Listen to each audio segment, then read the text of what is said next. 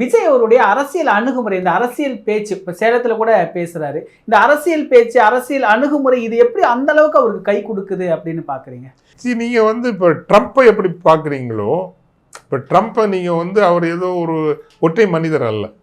ட்ரம்ப்புங்கிறவர் ஒரு சர்டன் ஒரு அப்படி பில்டப் பண்ணி ஆகி வந்திருக்கிற, ஏன்னா எந்த வகையிலும் கட்டுப்பாடு இல்லாத குடிபெயர்வு, இமிகிரேஷன், ஒரு வெள்ளை இன மக்களினுடைய பதற்றம், நமது அரசியல் இடமும் சமூக இடமும் பொருளாதார இடமும் இப்படி பல விஷயங்கள் சேர்ந்தால் ட்ரம்ப்புங்கிற ஒரு கேரக்டரை நீங்கள் உருவாக்குது. அவர் தன்னுடைய தனி திறமையினால் மட்டும் வந்தவர் அல்ல. அல்லது மகாத்மா காந்தி எப்படி உருவானார்? இங்கே ஒரு கனன்று கொண்டு இருக்கிற விடுதலை இயக்கம், அது அந்த கரெக்டாக ஆர்டிகுலேட் பண்ணுறதுக்கு ஒருத்தர் அந்த இடத்துக்கு வரார். ஸோ விஜய் அவர்கள் தன்னுடைய கிராஸ் ரூட்ஸ் உழைப்பினாலேயோ வரலாம். அவருக்கு திரை அறிமுகம்ங்கிறது ஒரு திரை புகழ் என்பது எளிதான ஒரு அறிமுகத்தை அவருக்கு கொடுக்கிறது. அந்த அறிமுகத்தினாலேயே அவர் வெற்றி பெறலை. பெண்கள் மத்தியில் அவருக்கு ஒரு நல்ல ஈர்ப்பு இருக்குது, ஃபர்ஸ்ட் டைம் ஓட்டர்ஸ் மத்தியிலையும் இருக்குது.